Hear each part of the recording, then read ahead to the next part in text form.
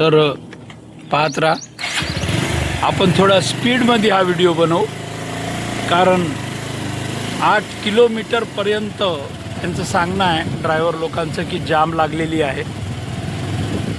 National highway 44 जे पांढरकोड्याला लागून हा नॅशनल हायवे आहे आणि केळापूर जगदंबा देवस्थान,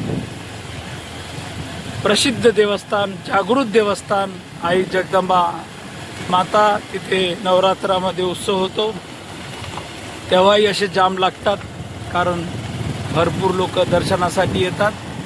बघा किती ट्रक ड्रायव्हर आराम करत आहे, कारण किती वेळ लागल याचा अंदाज आता सांगता येणार नाही त्यांना।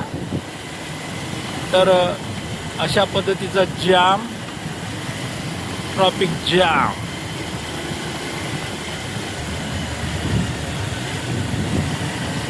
काही लोक जेवण करत आहे, काही लोक नाश्ता करत आहे, ड्रायव्हर लोक। हे बघा इतर भरपूर ट्रक उभे आहे। आपली गाडी निघल असं मला अंदाज वाटत नाही, तर प्रयत्न करू आपण कशा पद्धतीने निघू शकेल। पण आतमधून जर टाकले, हा इथं बघा या गाडीला कोणीतरी ठोकलं, माहिती नाही हे कधी झालेली घटना आहे। अशा पद्धतीचा एवढा मोठा जाम, बापरे भयानक आहे। निघते आपली टू व्हीलर निघू शकते। पाऊस छान झाला आबाजी।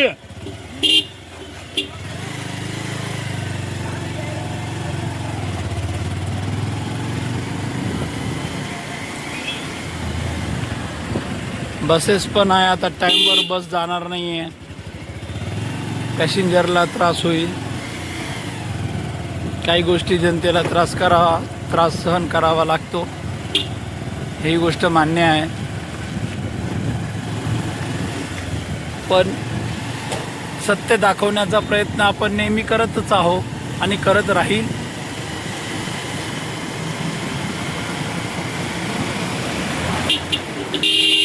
इथे थोडा ट्रक समोर जाताना दिसत आहे।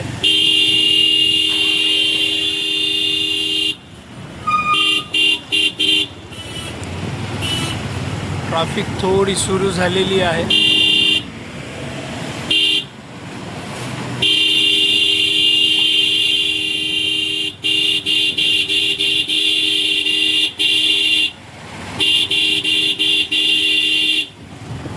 बापरे लंबी जाम,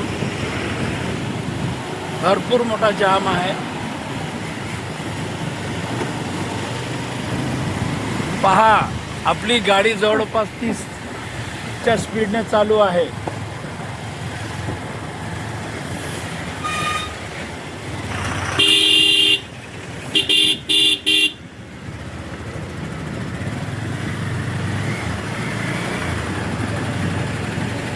इथे कशाच तरी कंस्ट्रक्शन चालू आहे, त्याच्यामुळे जाम लागलेली आहे। तर आता समोरचा भाग दुसऱ्या व्हिडिओमध्ये आपण थोडी या पॉईंटवर थांबूया आणि कशा गाड्या निघत आहे याची थोडी माहिती घेऊया।